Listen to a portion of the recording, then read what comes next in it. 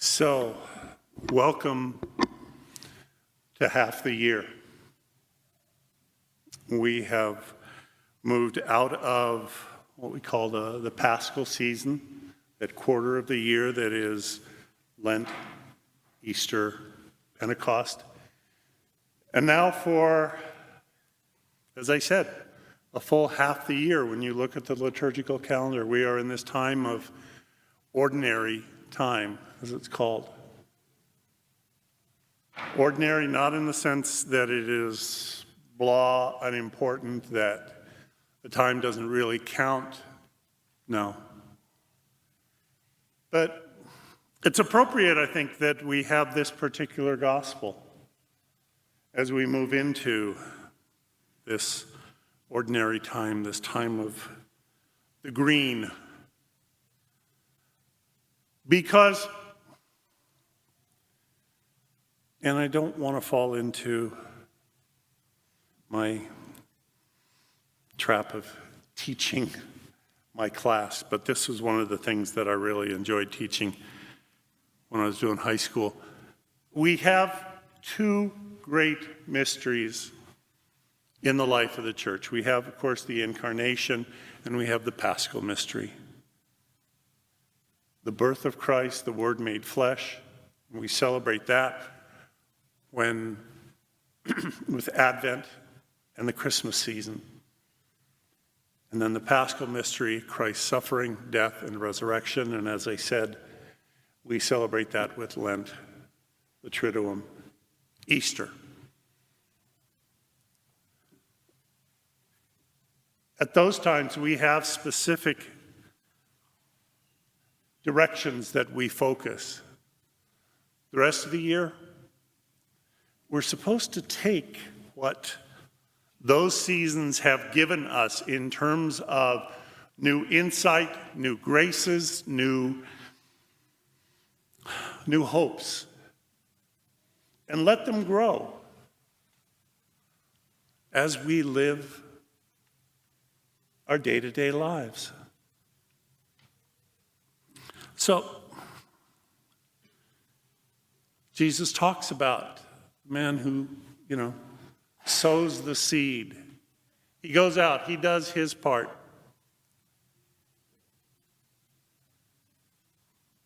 And then a lot happens to the seed, or the seed does a lot of things. And the sower, the farmer, he doesn't have an advanced degree in botany.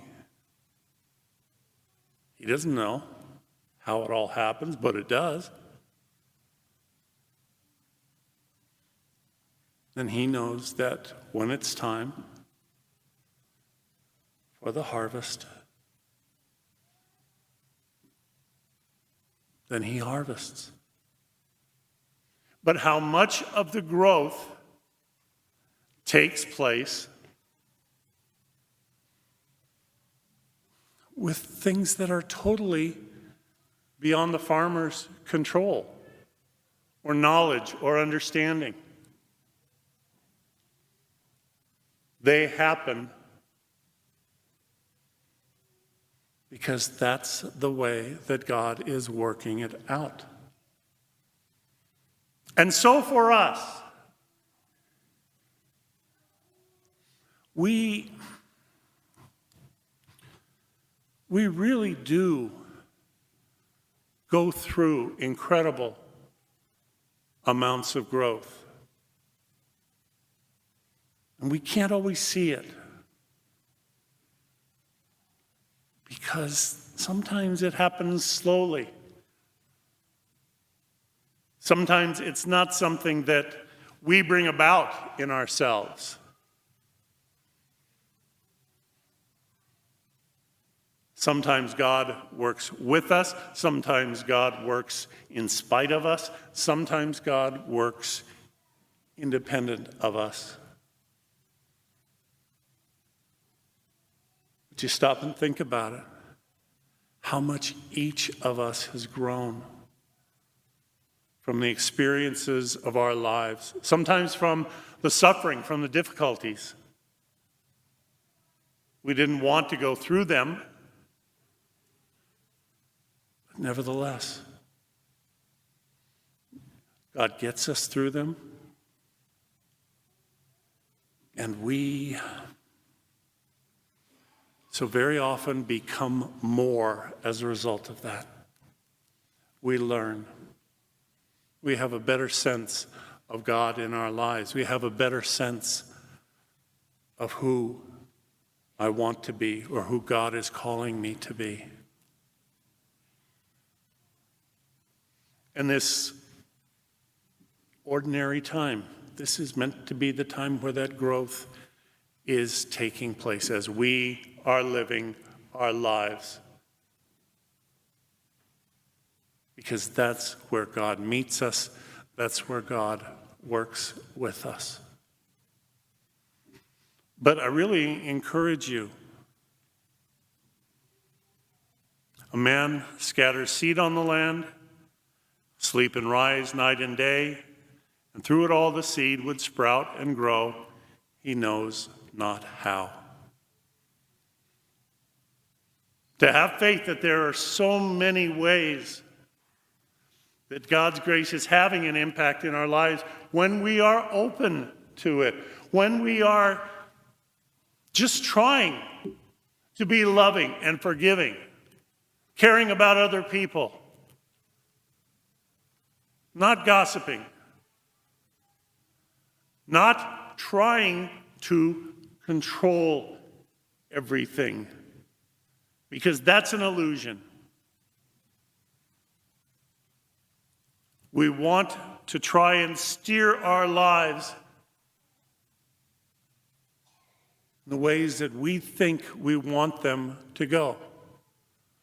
But I would offer to you that there are very few of us here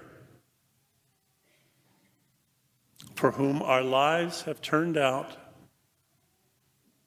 the way that we intended 30, 40 years ago or more. There have been more than a few surprises. There have been more than a few detours. And yet, we are still on the road with God. We are still growing. We're the farmer and the seed at the same time. We have to do our part, but more than anything, we just have to make sure that we are giving God fertile ground in our lives so that He can build His kingdom, build His people. And sometimes what that means, and this is a good reminder, I think, going into this ordinary time, we have to remember to not let ourselves get distracted by unimportant things.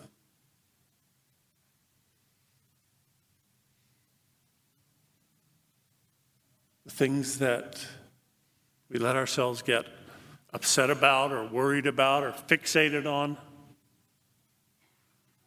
but that don't really add anything to who we are, who we're trying to be. Of course, I have a story for you. A group of graduates well established in their careers were discussing their lives at a class reunion. They decided to go visit their old university professor, now retired, who had always been an inspiration to them. During their visit, the conversation turned to complaints about stress in their work, lives, and relationships. Wanting to be a good host, the professor went into the kitchen and returned with a large pot of hot chocolate and an assortment of cups. Some cups were porcelain, glass, crystal. Some were plain looking, some expensive, some exquisite. He invited each to help themselves to the hot chocolate. When they all had a cup of hot chocolate in hand, the professor shared his thoughts. Notice that all of the nice-looking, expensive cups were taken, leaving behind the plain and cheap ones. While it's normal for you to want only the best for yourselves, that is the source of your problems and stress.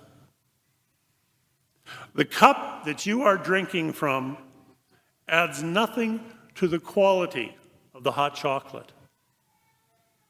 In most cases, it is just more expensive, and in some cases, even hides what we drink.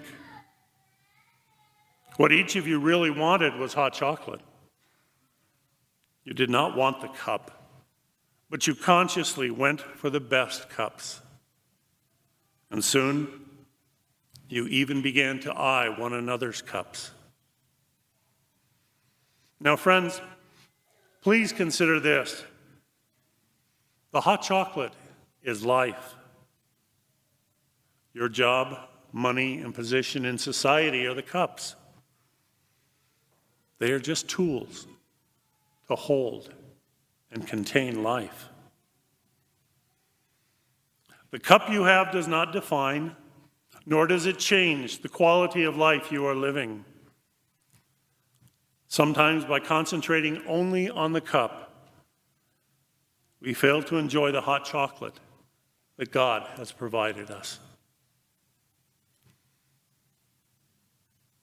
So, as we go into this ordinary time, this time where we are growing, where we will grow, where God will build his kingdom in us and through us, a few things to remember. God brews the hot chocolate, but he doesn't choose the cup. The happiest people don't have the best of everything. They just make the best of everything that they have. Live simply, love generously, care deeply, speak kindly, leave the rest to God. And most of all, remember to enjoy your hot chocolate and your life.